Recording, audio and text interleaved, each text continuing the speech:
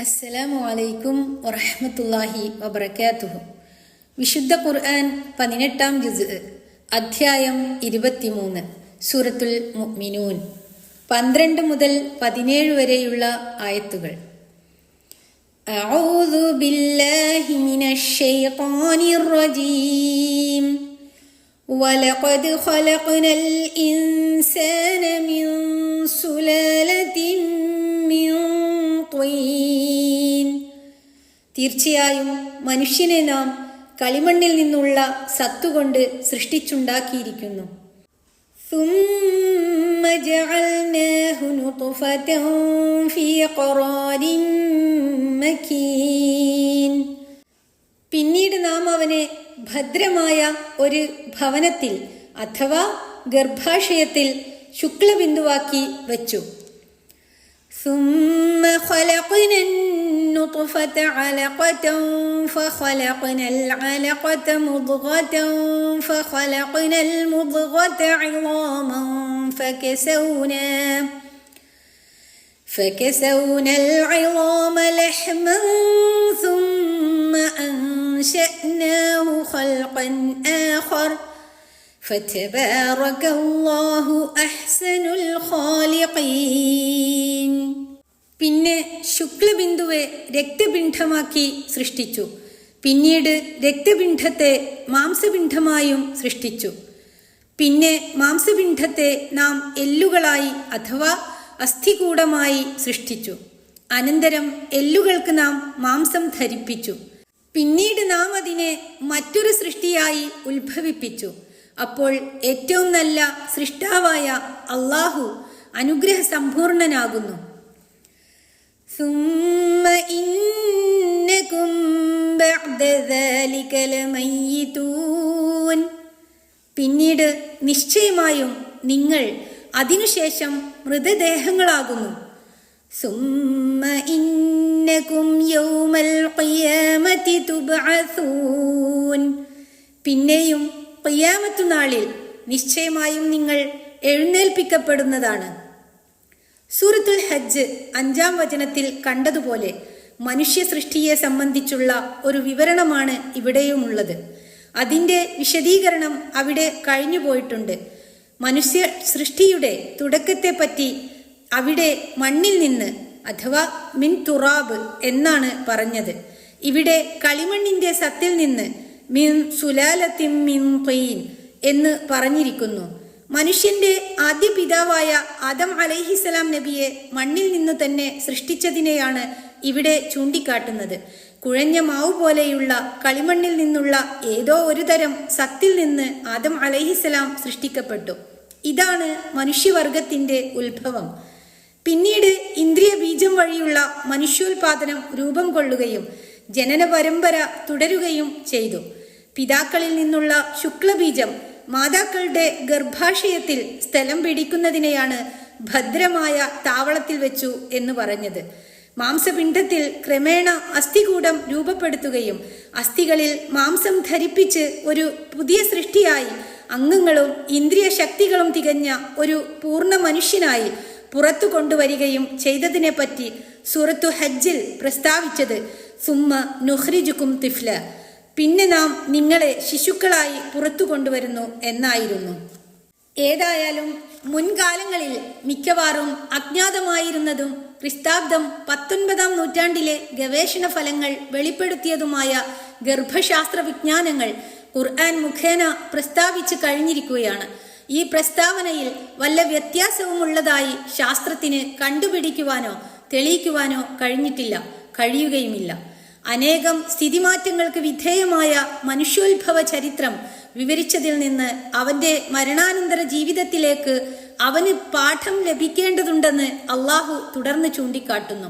വീണ്ടും അവന്റെ സൃഷ്ടി മഹാത്മ്യങ്ങൾക്കുള്ള പല ദൃഷ്ടാന്തങ്ങളും എടുത്തു കാണിക്കുകയും ചെയ്യുന്നു. وَلَقَدْ خَلَقْنَا فَوْقَكُمْ سَبْعَ طَرَائِقَ وَمَا كُنَّا عَنِ الْخَلْقِ غَافِلِينَ. തീർച്ചയായും നിങ്ങൾക്ക് മീതെ നാം 7 മാർഗങ്ങൾ അഥവാ വാനങ്ങൾ സൃഷ്ടിച്ചിട്ടുണ്ട്. സൃഷ്ടിയെക്കുറിച്ച് നാം അശ്രദ്ധരായിരുന്നില്ല. തൊറായിഖ് എന്ന പദത്തിനാണ് മാർഗങ്ങൾ എന്ന അർത്ഥം കൊടുത്തത്. ഖുർആനിൽ ആകാശങ്ങളുടെ സൃഷ്ടിയെപ്പറ്റി സൂറത്തുൽ മുൽക്ക് 3-ലും സൂറത്ത് നൂഹ് 15-ലും സബ്അ സമാവാതിൻ തിബാഖ, അടുക്കടുക്കായി അല്ലെങ്കിൽ തട്ടുതട്ടായി 7 ആകാശങ്ങൾ എന്ന് പറയുന്നു. 65:12, 41:12 മുതലായ പല സ്ഥലങ്ങളിലും സബ്അ സമാവാത്ത് 7 ആകാശങ്ങൾ എന്ന് പറഞ്ഞു കാണാം. 7 ഗ്രഹമാർഗങ്ങളായിരുന്നു മുൻകാലത്തുള്ളവർക്ക് അറിയപ്പെട്ടിരുന്നത്. അതനുസരിച്ചാണ് 7 ആകാശങ്ങൾ എന്ന് ഖുർആൻ പ്രസ്താവിച്ചത്. ഇപ്പോൾ കൂടുതൽ ഗ്രഹമാർഗങ്ങൾ കണ്ടുപിടിക്കപ്പെട്ടിരിക്കുന്നത് കൊണ്ട് കൂടുതൽ മാർഗങ്ങൾ അഥവാ ആകാശങ്ങൾ ഉണ്ടെന്ന് വന്നിരിക്കുന്നു എന്നിങ്ങനെയാണ് ചിലർ പറയുന്നത്.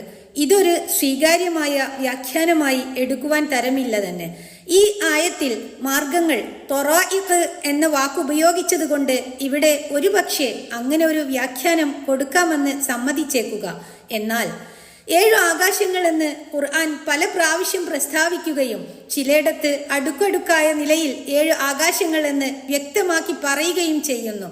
ചില സന്ദർഭങ്ങളിൽ അവയിൽ ഒന്നിനെപ്പറ്റി അസ്സമാ അദ്ദുനിയ ഏറ്റവും അടുത്ത ആകാശം എന്നും 65:5, 37:6 പറയുന്നു.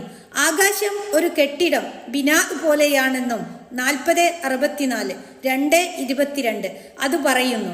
ഇതെല്ലാം മുമ്പിൽ വെച്ചുകൊണ്ട് മേൽ പറഞ്ഞതുപോലെയുള്ള ഒരു വ്യാഖ്യാനം ഈ ആയത്തുകൾക്കെല്ലാം നൽകുന്നത് കേവലം കണ്ണടച്ച് ഇരുട്ടാക്കുന്നതിന് സമമാണ്.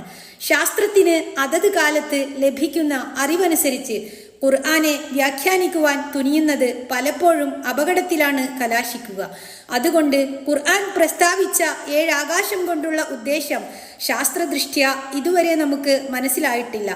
അതിൻ്റെ യഥാർത്ഥം അള്ളാഹുവിനറിയാം എന്ന് പറയുന്നതാണ് ഏറ്റവും സുരക്ഷിതമായ മാർഗം. ഖുർആനിൽ അള്ളാഹു ആവർത്തിച്ച് വ്യക്തമാക്കിയ ഇത്തരം കാര്യങ്ങളെല്ലാം കേവലം അലങ്കാര പ്രയോഗമോ സാമാന്യ വിവരണമോ മാത്രമാണെന്ന് ഊഹിച്ച് തൃപ്തി അടയുന്നത് തനി ബാലിശമാകുന്നു. ഖുർആൻ പ്രഖ്യാപിച്ച എത്രയോ കാര്യങ്ങൾ ആദ്യകാലങ്ങളിൽ ശാസ്ത്രജ്ഞന്മാർക്ക് വേണ്ടതുപോലെ മനസ്സിലാക്കുവാൻ കഴിയാതിരുന്നതിന് ശേഷം പിന്നീടുണ്ടായ നിരീക്ഷണങ്ങളുടെ ഫലമായി അവ സൂക്ഷ്മവും വാസ്തവവും തന്നെയാണെന്ന് തെളിഞ്ഞിട്ടുണ്ട്. എല്ലാം അറിയുന്ന സൃഷ്ടാവിൻ്റെ വചനങ്ങൾ അങ്ങനെയല്ലാതെ വരുമോ? ശാസ്ത്ര നിരീക്ഷണങ്ങളും അതിൻ്റെ നേട്ടങ്ങളും വളർന്നുകൊണ്ടിരിക്കുകയാണെന്നല്ലാതെ ഇതേവരെ സൃഷ്ടി രഹസ്യങ്ങൾ മുഴുവനും അത് കണ്ടുപിടിച്ചു കഴിഞ്ഞിട്ടില്ലെന്ന് തീർച്ചയാണല്ലോ. ലോകാവസാന കാലത്തോളം അത് അവസാനിക്കുകയുമില്ല. ആകയാൽ ശാസ്ത്രത്തിൻ്റെ കാഴ്ച എത്തിച്ചേർന്നിട്ടില്ലാത്ത അല്ലെങ്കിൽ അതിൻ്റെ ദൃഷ്ടിക്ക് ഗ്രഹിക്കുവാൻ കഴിയാത്തവണ്ണം കൃത്യമായി തന്നെ 7 ആകാശങ്ങൾ ഒന്നിനുമീതെ ഒന്നായിക്കൊണ്ട് സ്ഥിതി ചെയ്യുന്നുണ്ടായിരിക്കുമെന്ന് തന്നെ നമുക്ക് ഉറപ്പിക്കാം. ഏറ്റവും അതായത് ഭൂമിയോട് അടുത്ത ആകാശത്തെ നക്ഷത്രങ്ങളാൽ അലങ്കരിച്ചിട്ടുള്ളതായി ഖുർആൻ 67:5, 37:6 പ്രസ്താവിച്ചിരിക്കുന്നു.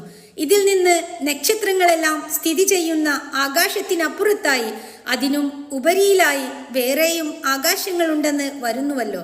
ചുരുക്കി പറഞ്ഞാൽ ഇന്നുവരെയും അവയിലൊരു ആകാശത്തിന്റെ അവസാന അതിർത്തി വരെ മനുഷ്യന്റെ അറിവ് എത്തിക്കഴിഞ്ഞിട്ടില്ല എന്നതാണ് വസ്തുത. എന്നിരിക്കെ അതിനപ്പുറമുള്ള അവസ്ഥയെപ്പറ്റി വിധി പറയുവാൻ മനുഷ്യന് എങ്ങനെ കഴിയും? ഏതു ശാസ്ത്രജ്ഞനും ഉപരിയായി അതിമഹാനായ ഒരു ശാസ്ത്രജ്ഞൻ നിലകൊള്ളുന്നുണ്ട്, അള്ളാഹു. വാസ്തവം അവനറിയാം. വഫൗക കുല്ലി ദി ഇൽമിൻ അലീം. ഈ ആയത്തിന്റെ അന്ത്യത്തിൽ തന്നെ ഈ പറഞ്ഞതിലേക്കുള്ള സൂചന കാണാം. ആകാശങ്ങൾ, അവയിലുള്ള വസ്തുക്കൾ തുടങ്ങിയ സകല സൃഷ്ടികളുടെയും കാര്യങ്ങൾ ഗൗനിച്ചും അറിഞ്ഞും കൊണ്ട് തന്നെയാണ് അവ സൃഷ്ടിച്ചിട്ടുള്ളത് എന്നത്രേ. വമാ കുന്ന അനിൽ ഖൽഖി ഗാഫിലീൻ. സൃഷ്ടിയെക്കുറിച്ച് നാം അശ്രദ്ധരായിരുന്നില്ല എന്ന വാക്യം കുറിക്കുന്നത്.